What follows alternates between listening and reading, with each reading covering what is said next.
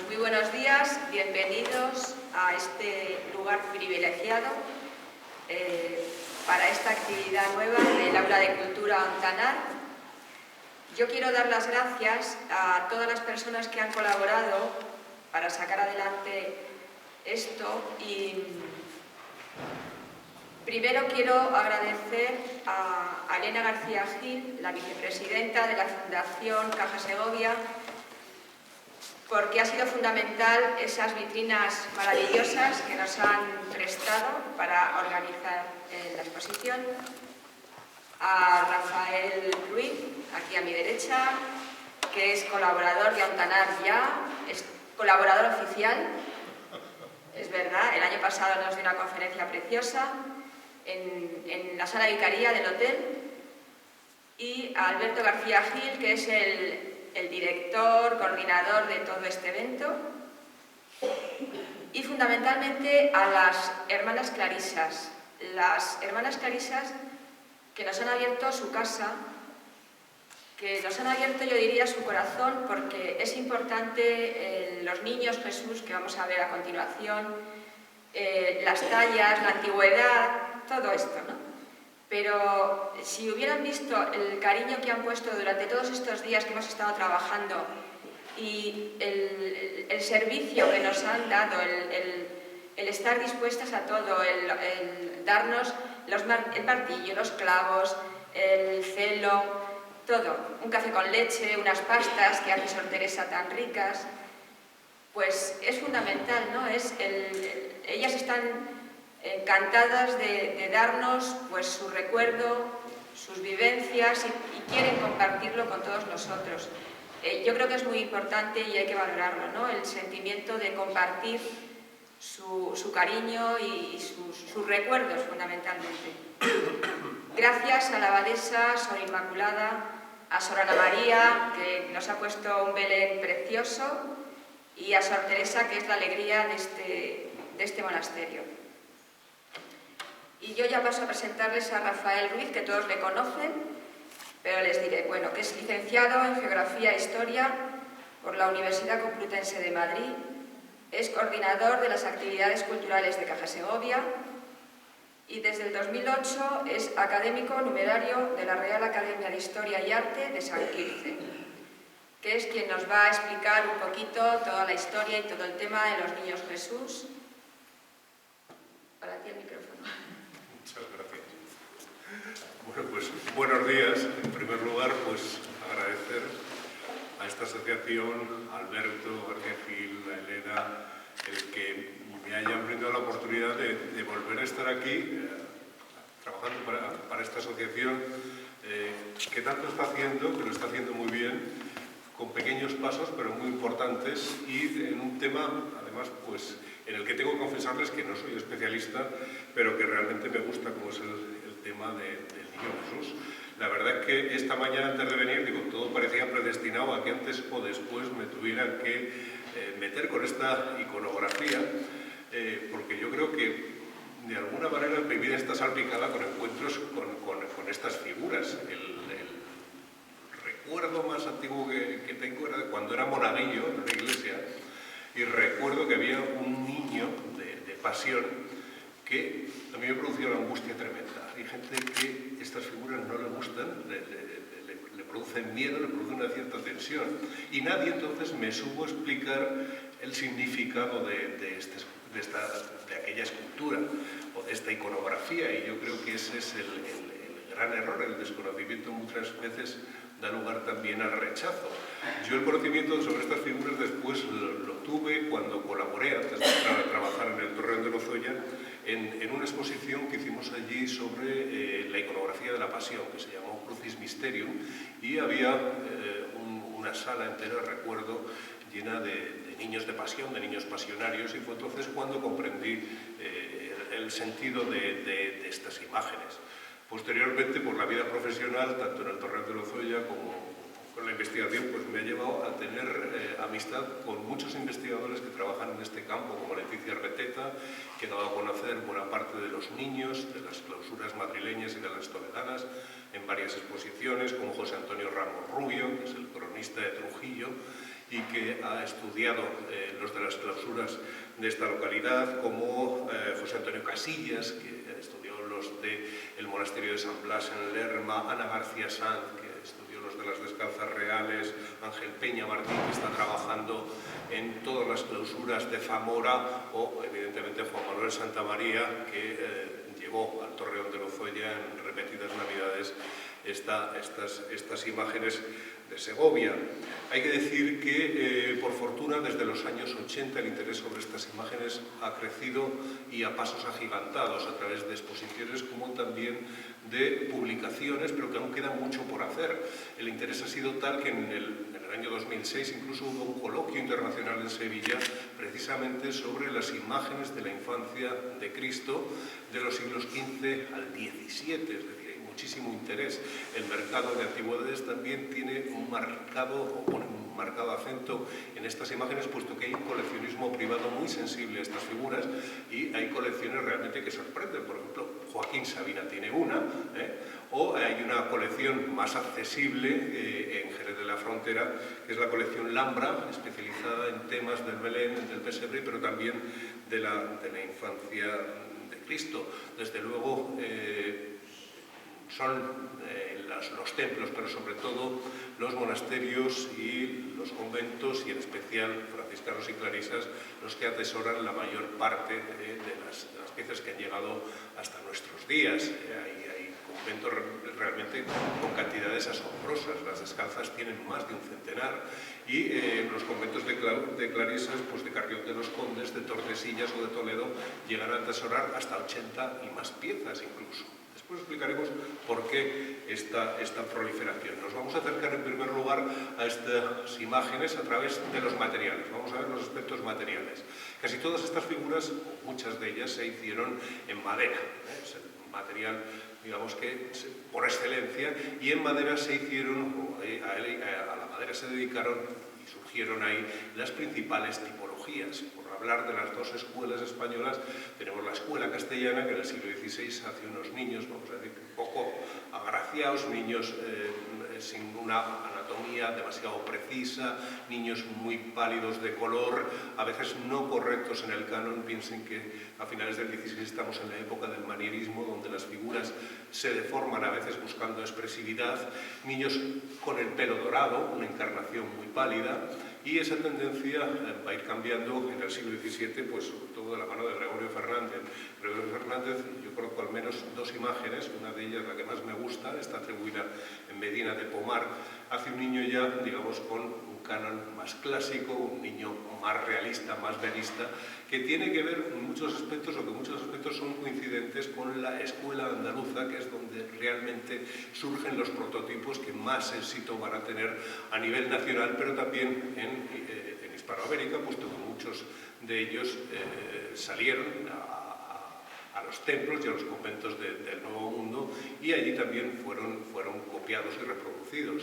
Digamos que hay en esta escuela tres momentos muy interesantes, uno a finales del XVI, de la mano de Jerónimo Hernández, un escultor nacido en Ávila, pero que se instala muy joven en Sevilla, que hace un niño Jesús realmente bonito, difícil de ver sin vestiduras, yo no lo he visto nunca.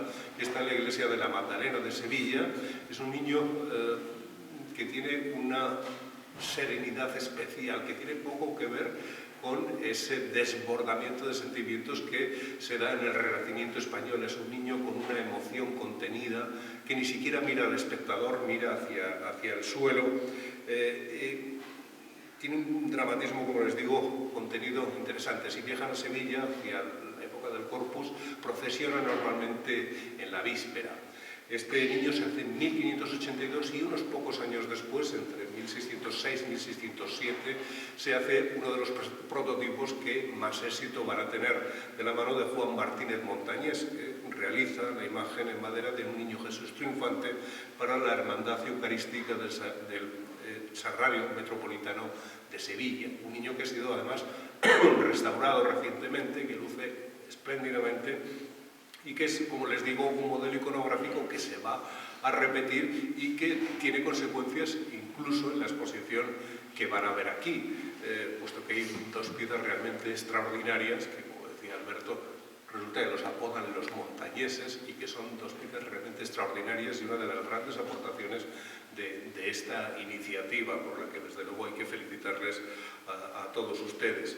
Es un niño ya muy proporcionado, ciertamente más musculado que esos niños que se hacían en Valladolid o en Burgos en el siglo XVI, con unas carnaciones más cálidas, más cercanas al modelo natural, que además presenta más movimiento que los modelos castellanos que decíamos que eran estantes, un tanto rígidos, con una postura vertical muy acentuada.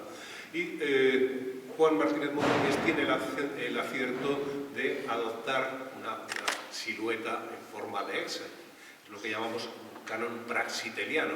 Para ello lo que hace es colocar una de las piernas de la figura recta, firmemente apoyada en el suelo, mientras dobla la otra rodilla, la flexiona un poco sin que el pie llegue a levantarse del suelo, de manera que la figura tiene un movimiento que ya no es esa rigidez que decíamos de los modelos anteriores.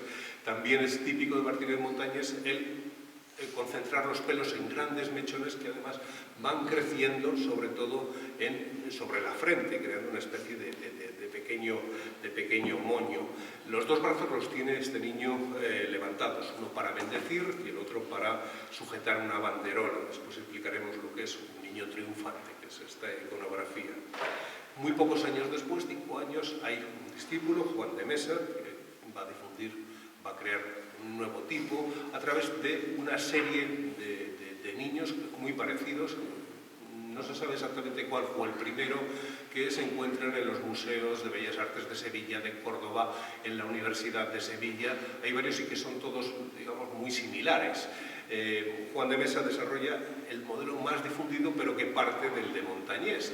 Este curva aún más el cuerpo, el pie, este que decíamos que retrasado, que aún estaba apoyado en el suelo, lo levanta, con lo cual el cuerpo forma aún más, o se adapta aún más a esa silueta praxiteliana, esa forma de S, lo que dota de más movimiento a la figura. Además tuvo el acierto de cambiar la postura de los brazos de Montañés, y Montañés los tenía los dos levantados. Juan de Mesa lo que hace es uno lo baja, el otro queda levantado, con lo cual el movimiento general de la figura gana en riqueza. Por otro lado, también ordena un poco ese pequeño moño que tenía el niño de Montañés. Él suele hacer como 3 pequeños bultos junto con un bucle que cae por el centro de la frente, también haciendo una forma de S. Por supuesto, estos modelos después se entremezclaron y se siguieron desarrollando más o menos, entremezclándose y generando pequeñas nuevas novedades, más o menos hasta 1640, que bueno, pues van interviniendo lógicamente nuevos hallazgos por parte de muchos escultores. Decirles también que se hicieron en piedra, en alabastro, por ejemplo. Sabemos de Juana de Austria que en su testamento figuran una pieza de alabastro que se doraba. El alabastro era una piedra que se trabajaba desde hacía siglos en España y muy bien. En Italia, por ejemplo, se hicieron mucho de mármol, siempre se señala a Desiderio de Satignano, un escultor de mediados del XV, como el creador, vamos a decir, también de los prototipos italianos, basándose en creaciones de Donatello. Decirles también que se hicieron en marfil. El marfil es curioso, se trabajaba en España, pero también llegaron muchísimas piezas, la mayor parte vinieron de fuera, en menor medida de China, Japón y Sri Lanka, pero sobre todo venían de Filipinas. En Filipinas había una activísima producción de piezas escultóricas en marfil que trabajaban curiosamente artesanos chinos, emigrados de China a Filipinas buscando trabajo, se les llamaba los sengleyes, y que trabajaban bajo, digamos, la supervisión de monjes misioneros. La producción más famosa en cuanto a niños filipinos es el Santo Niño de Cebú, que tiene una historia curiosa. El Santo Niño de Cebú era una imagen en origen creada, échenle hilo a la cometa, en los Países Bajos. Los Países Bajos fue otro centro productor de figuras de niños Jesús, muchos de los cuales se exportaban y llegaron sobre todo a mediados del XV a España. Se vendían en ferias como la de Medina, se vendían en puertos como Sevilla. Uno de esos niños de Malinas, de los Países Bajos, llega al puerto de Sevilla y allí lo compra Magallanes. Y con ese niño se embarca en su expedición, llega al archipiélago de Cebú y allí resulta que la reina de ese archipiélago filipino se convierte al cristianismo y entre las imágenes que ve esta reina se encandila por la figura del niño y Magallanes se la regala. Se pierde después la pista al niño y tiempo después una expedición de un monje agustino vuelve a Cebú y encuentran oculto el niño porque los descendientes de esta reina lo habían escondido temiendo que los indígenas que seguían fieles a sus dioses antiguos se rebelaran contra ellos.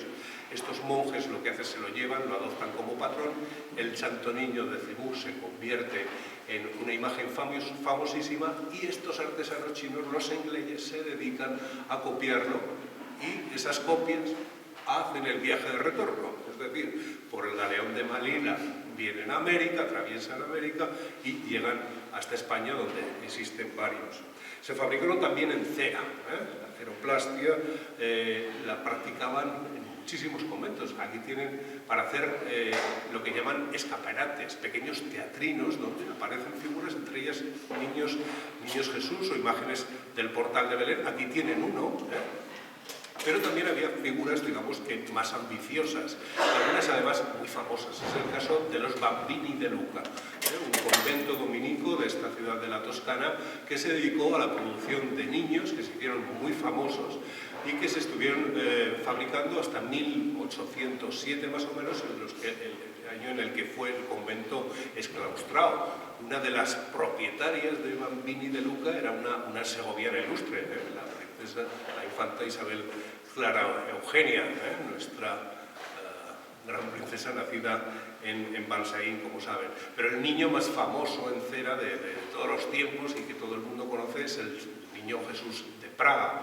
Una imagen, se piensa que pudo ser fabricada en España, es de cera, del siglo XVI, cuyo origen es incierto. Hay varias leyendas. Para algunos era una imagen de Santa Teresa de Jesús, para otros era una imagen que pasaba dentro de una familia noble de madres a hijas, como dote a la hora de casarse, y otra versión cuenta que doña Isabel Manrique de Lara compra en el mercado sevillano esta imagen y se la regala a su hija María, que iba a casarse con un noble de Bohemia. María se llevará la imagen a la actual República Checa, se casará allí, y a su vez, siguiendo esa tradición que apuntaba la familia, cuando su hija María se casa se lo regala como parte de la dote. Y María a su vez se lo regalará a su hija, pero esta chica quedará huérfana muy pronto, quedará viuda muy pronto, sin descendencia, y resuelve regalar ese niño a la orden carmelita, al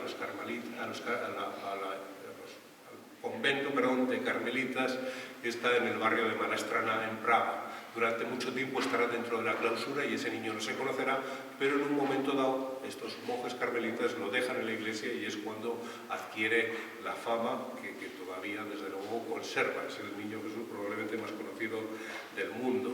Se hicieron también en plomo. El plomo era un material más barato que la madera y el propio Juan Martínez Montañés tenía organizado dentro de su taller a varios oficiales que se encargaban de fundir sus prototipos en madera, sacarlos un molde y hacerlos en plomo para que resultara más barato.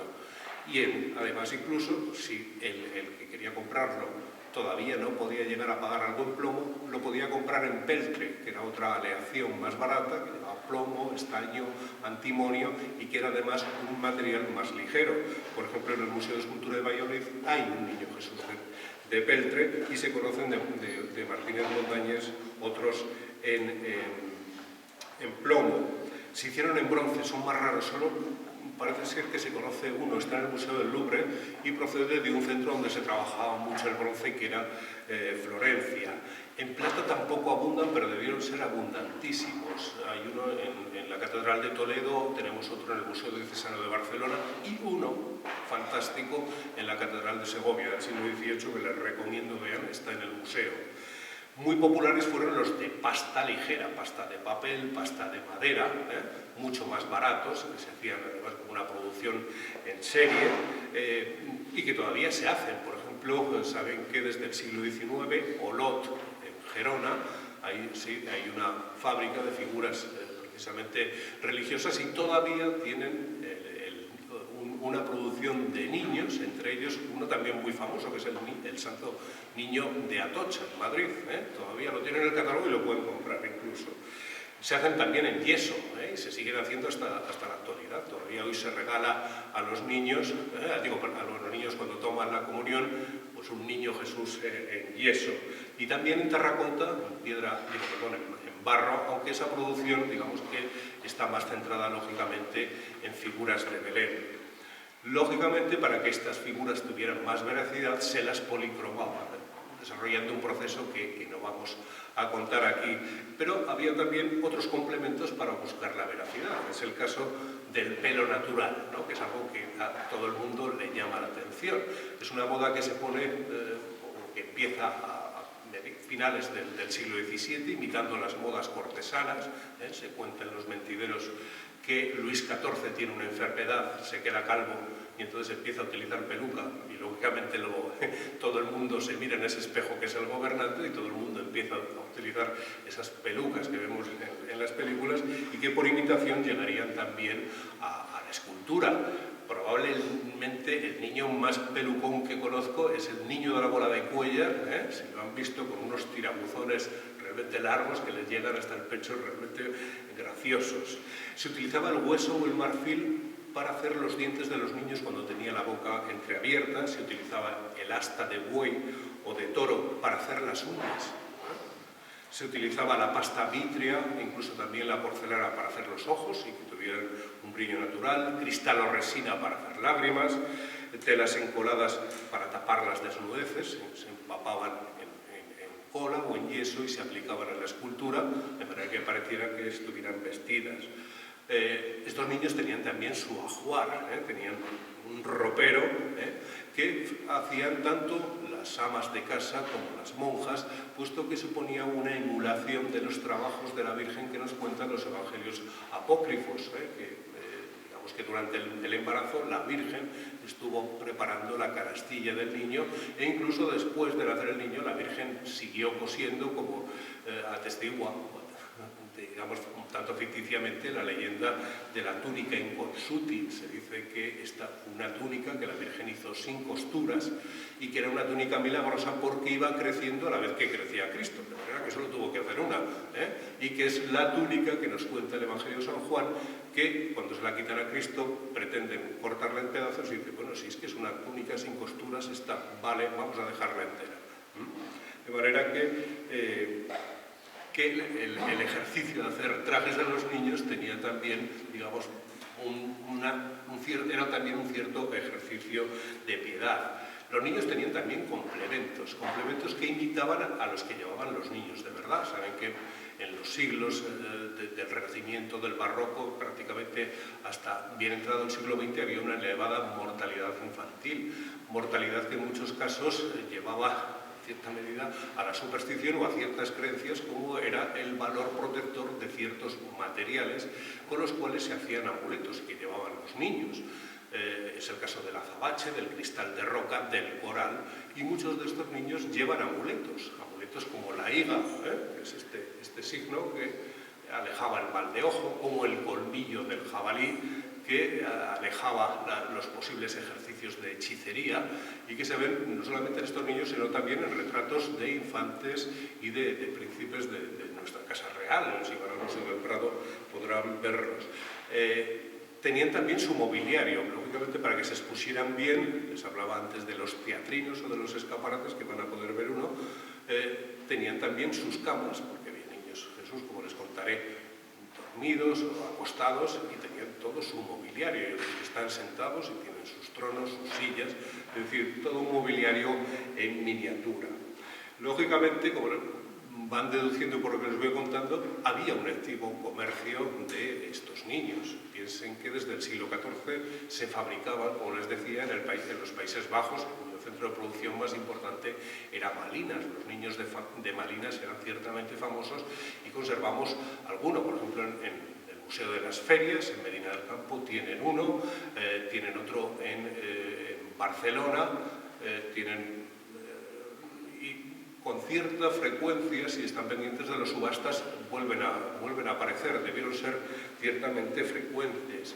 En Sevilla, como les decía, fue activísimo el comercio de figuras de niños hechos en plomo. Se conocen muchísima documentación de aprendices que quieren aprender a fundir el plomo, y el propio Francisco Pacheco, el maestro de Velázquez, cuando escribe su arte de pintura, habla de que efectivamente en Sevilla se hacen muchos relieves de plomo y niños, es decir, que era una producción destacada. También exportábamos nosotros niños, como les decía, hay incluso un Martínez Montañés en la Catedral Metropolitana de México.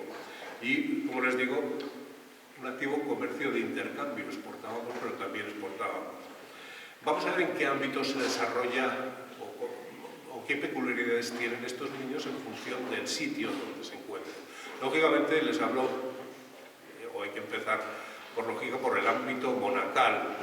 Es un campo donde queda muchísimo por hacer. Yo le decía a Alberto que es interesante intentar descubrir si en cada clausura se conserva un pequeño libro donde aparecen los usos o las usanzas y las costumbres que tenía la comunidad y la que se iba sujetando, y donde se describía en cada tiempo litúrgico todas las acciones de la mañana a la noche, porque eso nos da la pista de cómo se empleaban estos niños, para qué servían, puesto que tenían un abanico de utilidades realmente grande. ¿Por qué estas comunidades que les decía, y en especial las clarisas, tienen tantos niños? Bueno, pues porque existía la costumbre que cada vez que una monja entraba al convento, profesaba, aportaba a la comunidad un niño Jesús, un crucifijo, una arqueta, es decir, una serie de materiales que a su vez la familia le había regalado, y que ella aportaba a la comunidad. Lógicamente, cuando moría se quedaba allí.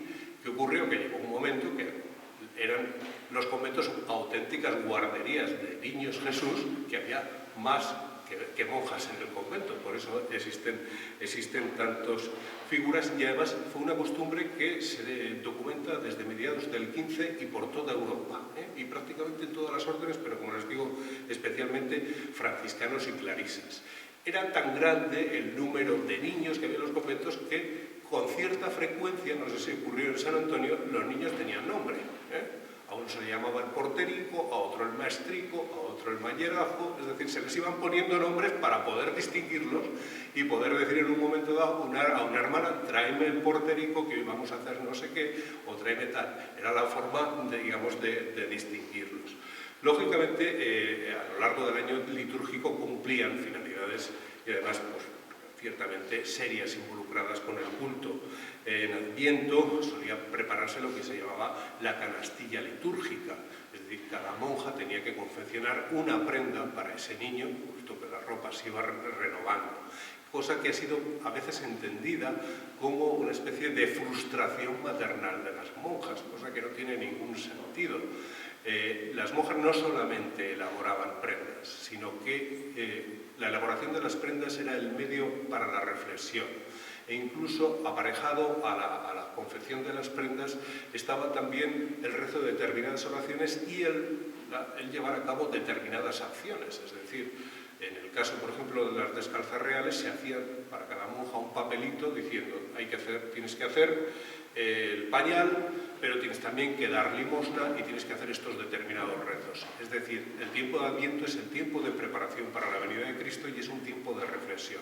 Todos esos papeles se metían en una urna y cada monja iba sacando el papel que le correspondía.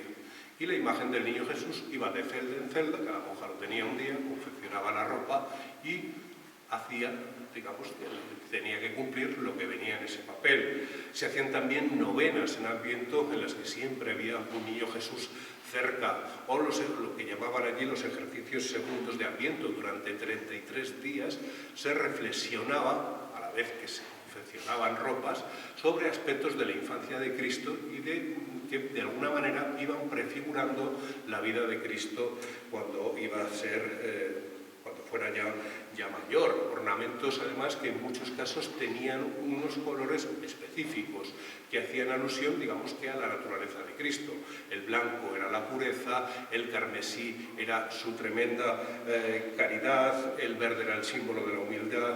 En Nochebuena hacían una procesión con un Cristo, sobre todo con el niño Jesús más importante, que era el de la madre, desde su celda hasta el coro, para celebrar la liturgia, la misa del gallo. Además, era una noche en la que las monjas compartían con los fieles que acudían a la iglesia uno de sus niños Jesús para la adoración. El último día del año se hacía en algunos conventos también una procesión específica con un niño Jesús que se llamaba el Santo y el Alma, al final de la cual cada monja recibía una estampa distinta con un santo distinto, cuya vida se debía aprender y debía ejercitar todas las virtudes de ese santo a lo largo del año. Y durante todo el tiempo de Navidad se iban sucediendo procesiones de este tipo. El día 2 de enero, pues digamos que se hacía otra recordando el dulce nombre de Jesús. Y todo este ciclo ya, pasábamos de Adviento a Navidad, como saben, el ciclo de Navidad termina el 2 de febrero con la fiesta de las candelas, que también era otra oportunidad donde aparecían muchos niños Jesús, sobre todo en el coro, donde siempre había uno con una vela encendida, con el que se recordaba, por un lado, la purificación de la Virgen, tras el periodo posterior al parto, por otro lado, la presentación de Jesús en el templo. Cuando una nueva novicia entraba en el convento, normalmente la maestra del noviciado, la primera noche que dormía en él, aderezaba el lugar donde fuera a dormir, colocando en la cabecera un niño Jesús. Durante el tiempo de noviciado, además, en la estancia donde aprendían, siempre había un niño Jesús que portaba la regla de la orden.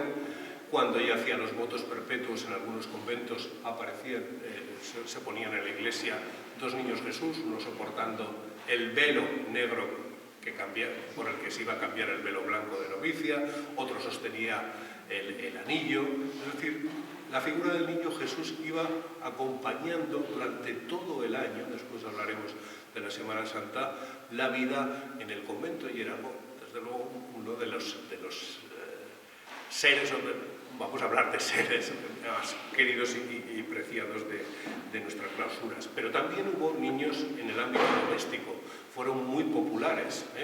En las casas se tenían imágenes del niño Jesús que además las madres de familia vestían y cambiaban en función del tiempo litúrgico.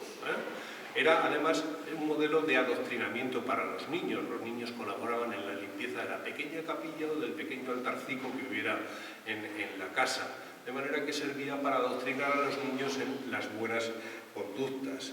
También formaban parte de los ajuares nupciales, es decir, un niño Jesús de alguna manera, digamos que atraía la fecundidad a los novios, y entonces era un regalo de bodas habituales que pasaban además de madres a hijas. Y era también una devoción de hombres, puesto que se sabe por los testamentos que personajes que todos conocemos tuvieron niños Jesús, como Cervantes, como Jorge Manuel Totocópuli, el hijo del Greco, como Calderón, etc. También en el ámbito cortesano, en la corte hubo una gran devoción al niño Jesús, y puesto que había una especie de paralelismo, por otro lado lógico, Cristo había nacido con forma humana, pero también era Dios, de la misma manera que un príncipe cuando nacía era un niño, pero estaba destinado a ser un gobernante. Hecho que tal vez tenga que ver con muchos niños que aparecen vestidos como príncipes o incluso entronizados, aunque también responden a algunas visiones concretas de santas, de manera que tenemos a niños gobernantes y, como les digo, una devoción del ámbito cortesano. Y por último, decirles también que había una implicación social en estos niños que frecuentemente procesionaban por las calles en Semana Santa, en el Corpus. Mi suegra me contaba que el niño de la bola de Navalmanzano procesionaba el domingo de Resurrección. Es decir, que los niños, digamos, tenían una presencia especial. Procesionaban, pues les digo, otras fiestas, Año Nuevo, Reyes, en Semana Santa, etc. Incluso muchos monumentos de Semana Santa estaban presididos en las iglesias por un niño Jesús. Vamos a ver el aspecto devocional. El contexto religioso en el que surge la figura del niño Jesús porque es una figura que exenta, es decir, desvinculada de Jesús, desvinculada de San Juan Bautista, desvinculada de la Virgen, aparece muy tardíamente.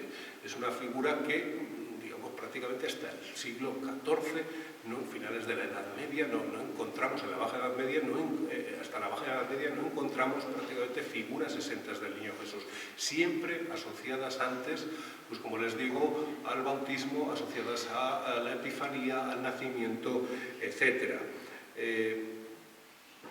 Nuestra religión tenía una peculiaridad que anuncia el profeta Isaías cuando dice que Yahvé nos dará una señal, que será un niño que recibirá como nombre Emmanuel, que en hebreo significa el Dios conocido.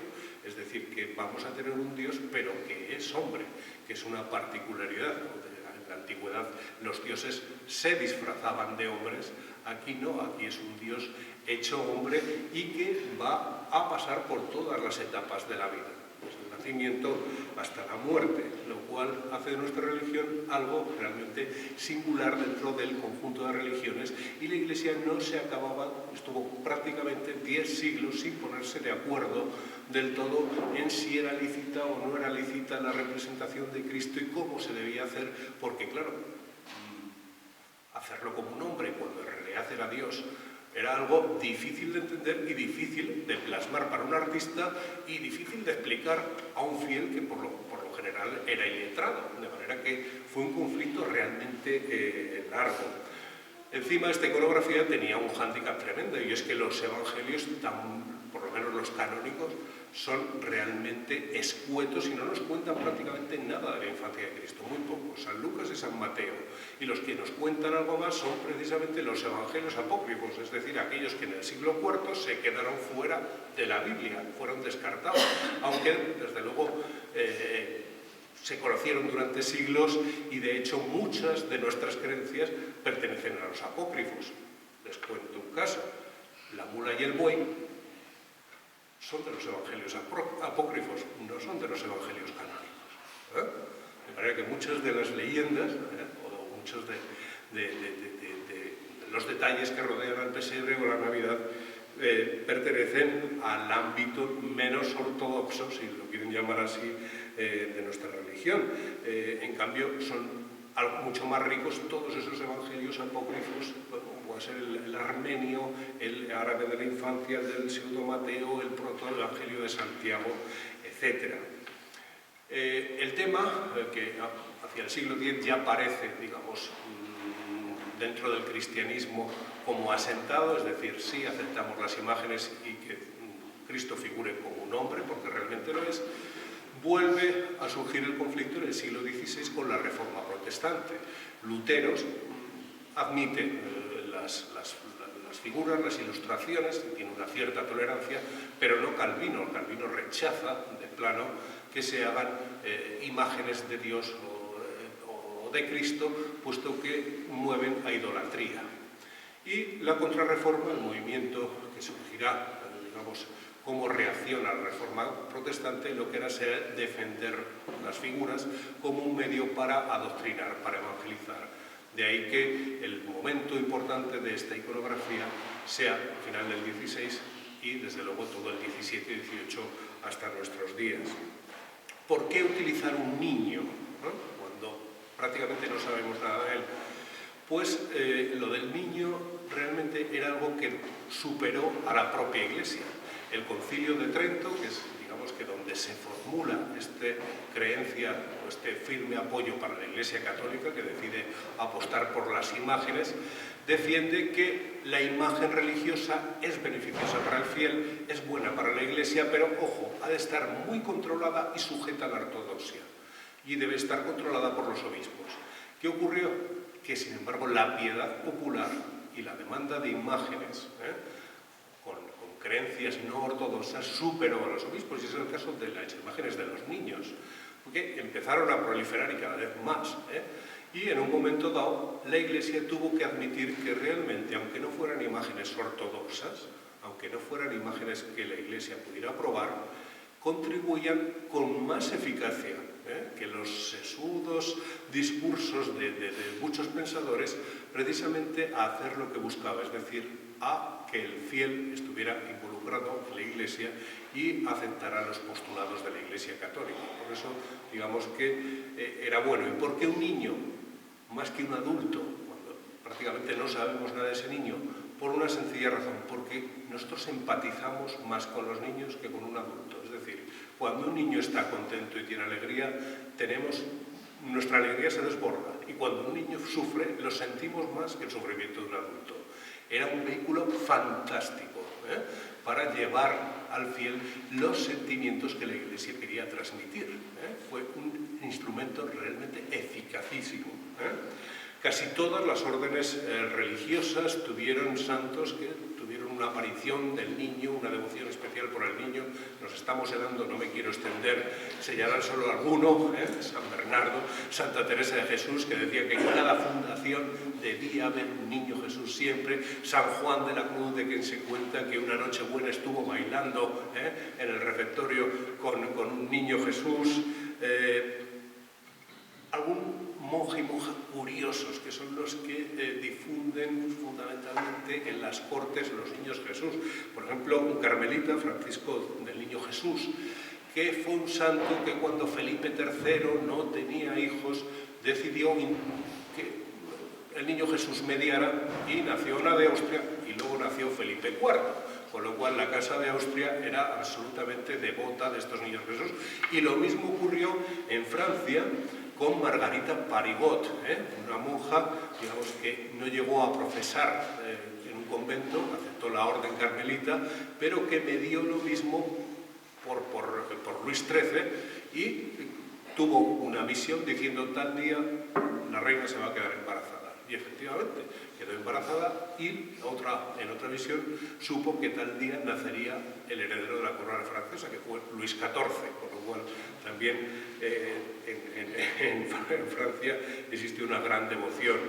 Por supuesto, San Francisco, saben que en 1223 recrea la gruta de la Navidad, aunque ya antes parece ser que Sisto III, el Papa Sisto III, en el siglo V había hecho un praesepre, una simulación de una gruta en el propio Vaticano, iba a contribuir, digamos que, a difundir el Belén. Fue el primero, San Francisco, el que recrea la gruta de los pastores, etc., y crea una liturgia en la Navidad, y no solamente a difundir el Belén, sino también la adoración del niño Jesús. Por supuesto, Santa Clara de Asís, no podíamos dejar de mencionarla aquí, quien tuvo diversas apariciones del niño Jesús y que, bueno, pues se cuenta en las florecillas de San Francisco que pudo, en un momento, en una noche buena en la que ella estaba enferma, seguir perfectamente el sermón, según una de las versiones, desde su celda, que estaba muy alejada. Según otras, fue transportada milagrosamente hasta la iglesia, pudo comulgar y milagrosamente volvió a su celda. Es decir, muchísimos. Definirles nada más qué tipos de niños puede haber, que están además, digamos, muchos de ellos presentes en la exposición. Tenemos, bueno, primero una cuestión siempre espinosa cuando se hace una exposición de niños Jesús que vienen de clausuras. Niño Jesús desnudo, niño Jesús vestido. Este suele ser el drama de las exposiciones. Te dejan para el torreón una exposición, pero el niño vestido. No me quiten la ropa del niño. Que es una cuestión espinosa, pero digamos que también movió a reflexión. Durante mucho tiempo se prefirieron los niños Jesús desnudos, por más que se confeccionaran ropa y se les vistiera. ¿Por qué? Porque mostraban la naturaleza humana de Cristo. Francisco Pacheco, por ejemplo, este maestro de Velázquez que les decía, escribe, porque aunque no le gusta, realmente la desnudez del niño habla de su humildad y de su pobreza. Otro pensador, Manuel Interián de Ayala, que es un hombre que a mí me divierte mucho, Juan Interián de Ayala, dice que no, que incluso puede mover a malos pensamientos un niño Jesús desnudo. En cualquier caso, digamos que se siguieron tallando niños Jesús completamente desnudos precisamente para mostrar esa humanidad de Cristo. Tienen un niño Jesús del tipo llamado Salvador Mundi, Salvador del mundo. Es un niño que es el tipo que popularmente se llama el niño de la bola. Normalmente bendice con una mano y en la otra sujeta el orbe, la bola del mundo, normalmente además dividida en 3 secciones, que corresponde a la imagen de lo que se llamaba el mapa Tau. Los mapas Tau, medievales, mapas medievales, pensaban que la Tierra estaba dividida en 3. De manera que la representación del mapa Tau era una circunferencia con una letra T, antigua, la T griega, la Tau, dividiendo el mundo en 3. Se piensa también que el origen de esta manifestación puede ser romana, puesto que se conoce a alguna imagen de Marco Aurelio niño en la que aparece sosteniendo el orbe, sosteniendo el mundo en la mano. Los primeros corresponden a aquellos que les contaba que se fabricaban en marinas ya durante el siglo XIV. Y bueno, tenemos uno también famoso, que es el niño de la bola de Cuéllar, que antes les decía. Niños triunfantes. El niño triunfante, que hay también varios en la exposición, es un niño que se crea pensando en un tema que hablaba antes con Alberto un tanto espinoso, el tema de la fiesta de la circuncisión, la primera sangre derramada de Cristo que prefigura la sangre de la pasión futura, pero que supone también el triunfo de Cristo.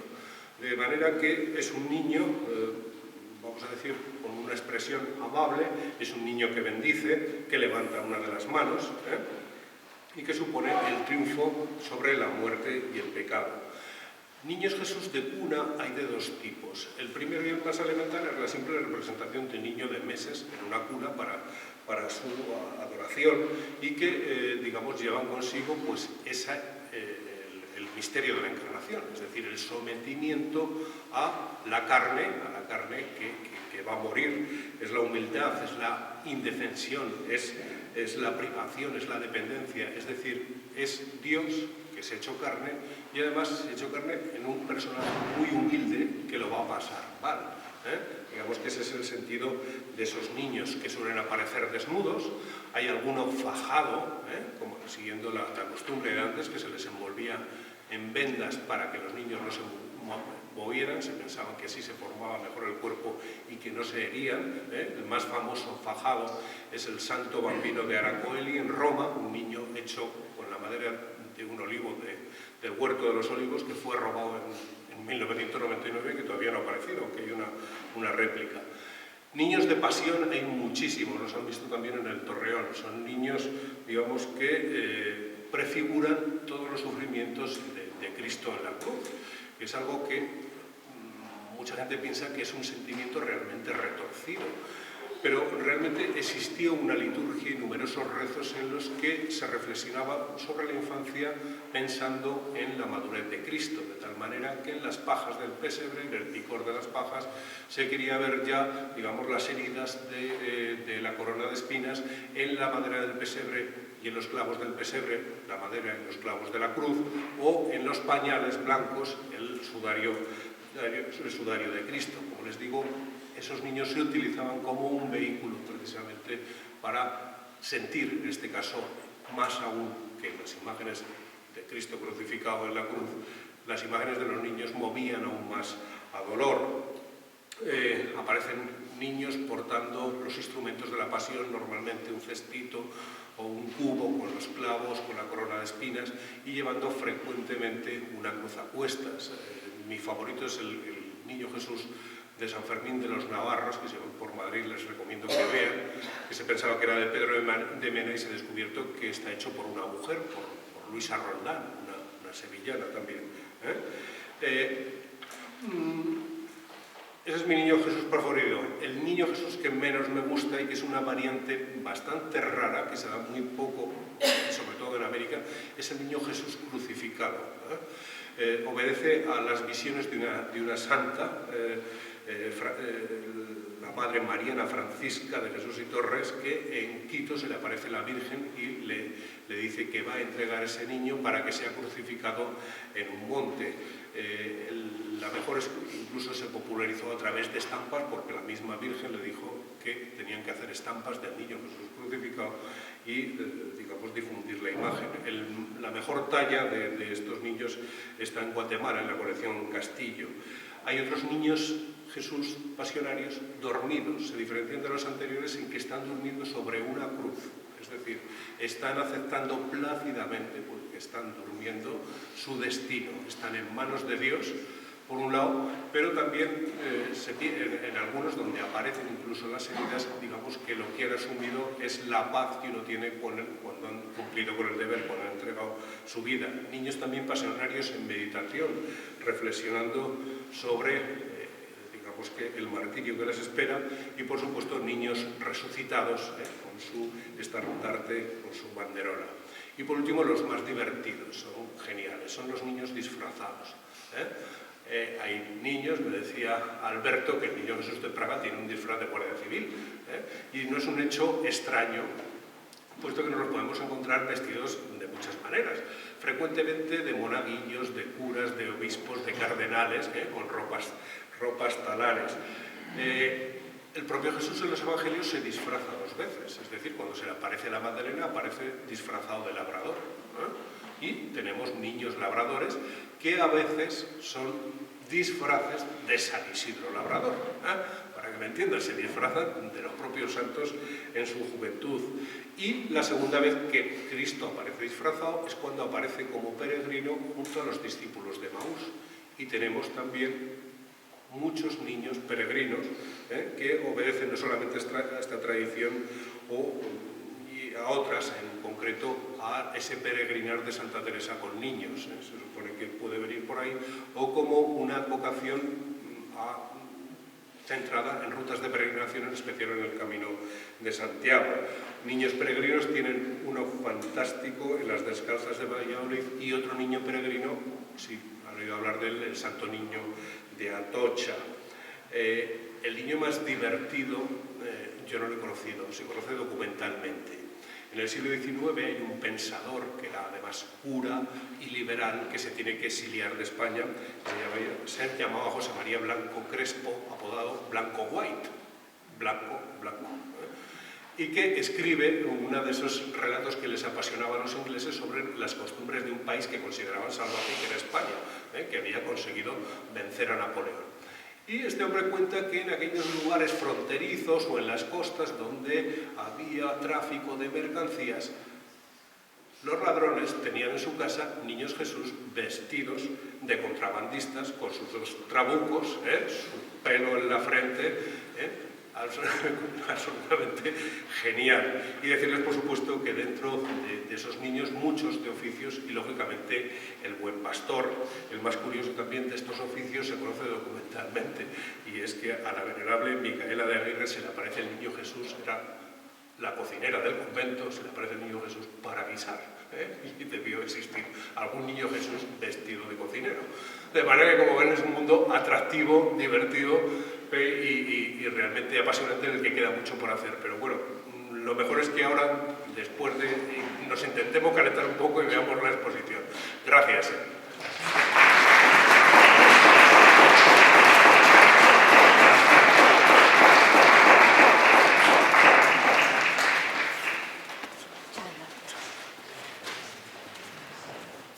Bueno, muchísimas gracias a Rafael con esta explicación tan impresionante de los niños Jesús. Y ahora vamos a pasar a la exposición, y entonces yo le pido a Alberto, el director coordinador de esta exposición, que abra camino y que nos explique ahora, cuando entremos todos, en qué consiste la exposición.